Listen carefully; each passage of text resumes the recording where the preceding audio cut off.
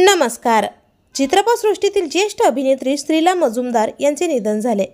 आपल्या दमदार अभिनयाने चित्रपटसृष्टीत ठसा उमटवणाऱ्या या अभिनेत्रीने वयाच्या 65व्या वर्षी या जगाचा कायमचा निरोप घेतला. मिळालेल्या माहितीनुसार त्या गेल्या अनेक काळापासून कॅन्सरशी झुंज देत होत्या.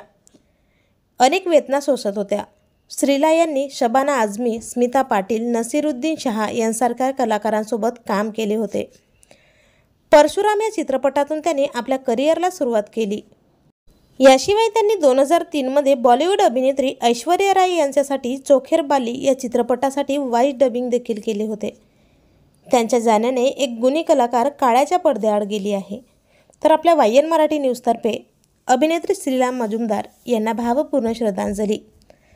मनोरंजन विश्वातील नवनवीन अपडेट्स सर्वात आधी जाणून घेण्यासाठी वायन मराठी न्यूज या चॅनलला अजून तरी सबस्क्राईब केलं नसेल तर नक्की सबस्क्राईब करा.